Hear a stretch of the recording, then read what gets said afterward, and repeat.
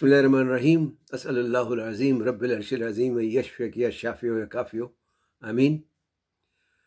السلام علیکم، میں ہوں آپ کا ہیلتھ کوچ ڈاکٹر سید فیصل جیلانی۔ ذیابیطس ایک نہایت ہی خطرناک بیماری ہے۔ انگریزی میں اسے سائلنٹ کلر بھی کہتے ہیں۔ مطلب یہ کہ یہ جسم انسانی کو اندر ہی اندر گھن کی طرح کھا جاتی ہے۔ ایک اندازے کے مطابق اس وقت پاکستان میں تقریباً 3.5 کروڑ لوگ ذیابیطس کا شکار ہیں۔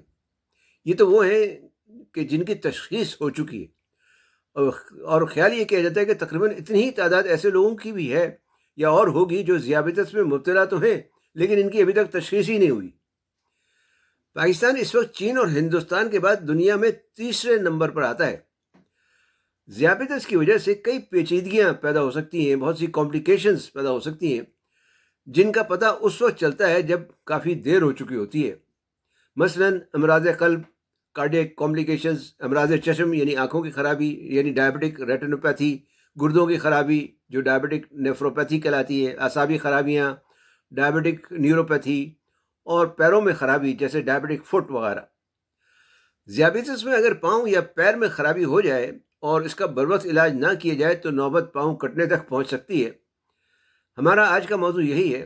آج دیکھیں گے کہ ذیابیطس میں پیروں کی خرابی کی کیا وجوہات اور علامات ہیں، اس کے لیے کیا احتیاطی تدابیر اختیار کرنا چاہیے، اور اس پر بھی کچھ بات کریں گے کہ اس کا علاج کن طریقوں سے کیا جا سکتا ہے یا کیا جاتا ہے۔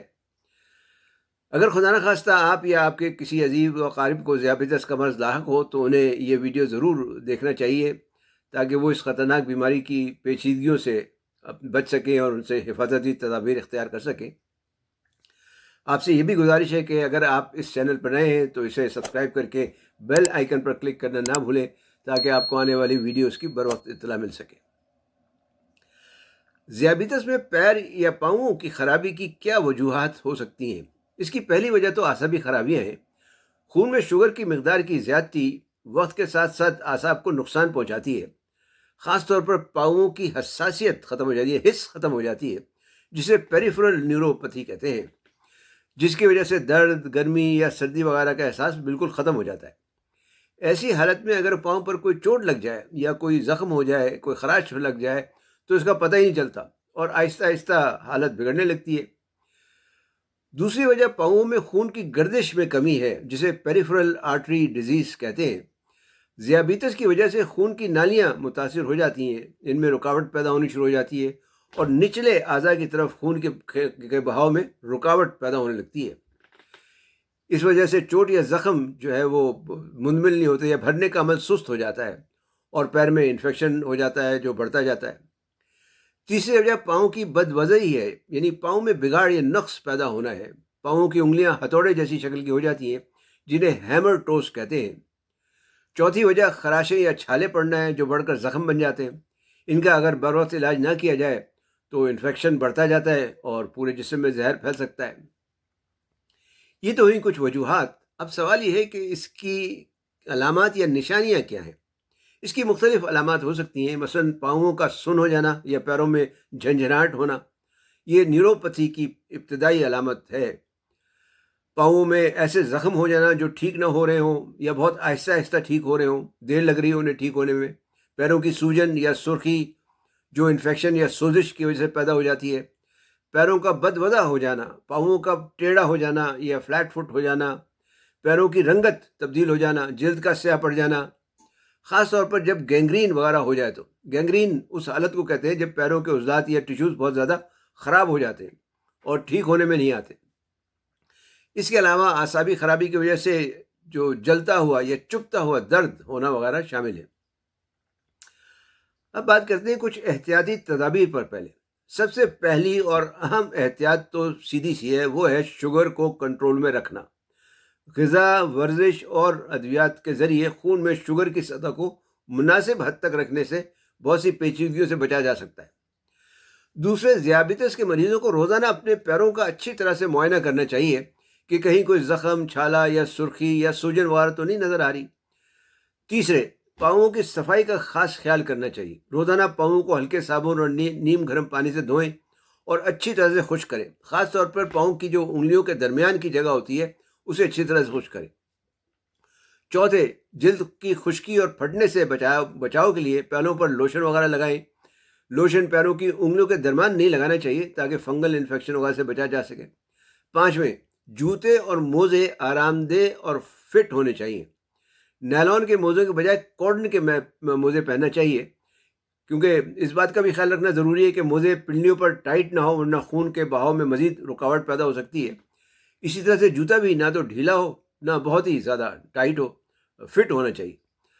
ذیابیطس کے مریضوں کے لیے مخصوص جوتے یا ان سول جو اندر سول لگانے والے ہوتے ہیں وہ بھی ملتے ہیں، جو پاؤں پر دباؤ کم کرنے میں مدد دے سکتے ہیں۔ چھٹے، ننگے پاؤں بالکل نہیں پہننا چاہیے، کیونکہ پاؤں کی حساسیت ویسی کم یا ختم ہو چکی ہوتی ہے، اس لیے اگر کوئی چیز چپ جائے خدا نہ خواستہ تو یا ہلکا سا کٹ وغیرہ لگ جائے تو پتہ ہی نہیں چلے گا کہ کیا ہوا، اور آگے جا کر نہایت نقصان ہو سکتا ہے اس سے۔ ساتویں، ناخنوں کو سیدھا کاٹیں، یعنی گولائی میں نہ کاٹیں بلکہ سیدھا کاٹیں، اور کناروں کو اچھی طرح سے فائل کریں کہ ناخن کھال کے اندر نہ گھس سکے، جیسے ان گروئنگ ٹونیل سے بچا جا سکے۔ اب سوال ہے کہ ڈائبٹک فٹ کا علاج کیسے کیا جا سکتا ہے؟ اگر خدا نہ خواستہ زخم ہو جائے تو اس کا فوراً علاج کروانا بہت ضروری ہے۔ ذرا سی بھی لاپرواہی یا بد احتیاطی بہت بڑی خرابی کا باعث بن سکتی ہے۔ ابتدا میں تو زخم کو صاف کر کے مناسب پٹیاں وغیرہ کی جا سکتی ہیں، اور اگر انفیکشن ہو گیا ہو تو ڈاکٹر کھانے یا لگانے کے لیے اینٹی بایوٹکس وغیرہ بھی دے سکتے ہیں یا تجویز کر سکتے ہیں۔ اگر زخم کے آس پاس مردہ عضلات یعنی ڈیڈ ٹیشوز جمع ہو جائیں تو ان کی صفائی کر کے انہیں ہٹا کر علاج کے عمل کو تیز کیا جا سکتا ہے۔ اسے انگریزی میں ڈیبریڈمنٹ کہتے ہیں۔ ایک اور مسئلہ زخم والے پاؤں پر وزن کم کرنا ہے، اس لیے کہ اس کے لیے ڈاکٹر مخصوص جوتے، بیساکھی یا پلاسٹر وغیرہ کے استعمال کا مشورہ دیتے ہیں۔ اسے انگریزی میں آف لوڈنگ کہتے ہیں۔ اگر زخم بہت زیادہ بڑھ جائیں تو پھر سرجری کی ضرورت پڑ سکتی ہے۔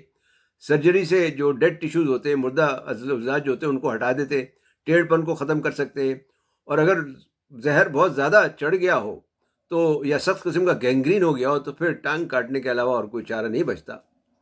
ایک اور طریقہ بھی ہے جو عام طور پہ آج کل استعمال کیا جاتا ہے، وہ ہائپر بیرک آکسیجن تھراپی کہلاتا ہے۔ اس میں ایک پریشرائزڈ چیمبر میں مریض کو بٹھا دیتے ہیں اور وہ آکسیجن سانس کے ذریعے سے لیتا رہتا ہے تاکہ زخم یا السر جو ہے وہ جلدی ٹھیک ہو سکے۔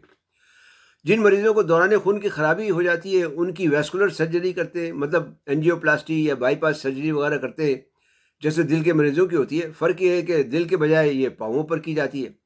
اس کی وجہ سے دوران خون پاؤں میں جو ہے وہ تیز ہو جاتا ہے اور زخم ٹھیک ہونے کا عمل جو ہے وہ بہتر ہونے لگتا ہے۔ خلاصہ یہ ہے کہ مناسب دیکھ بھال اور بروقت علاج سے ذیابیطس کی وجہ سے پیدا ہونے والی پیروں کی خرابیوں سے، ڈائبٹک فٹ سے بچا جا سکتا ہے۔ امید ہے یہ معلومات آپ کے لیے فائدہ مند ہوں گی۔ انہیں اپنے دوست احباب سے بھی شیئر کریں۔ علم پھیلانا بھی صدقہ جاریہ ہے۔ ویڈیو دیکھنے کا شکریہ۔ لائک اور کمنٹ کرنا نہ بھولیں۔ صحت مند، تندرست اور شاد آباد رہیں۔ والسلام علیکم ورحمۃ اللہ وبرکاتہ۔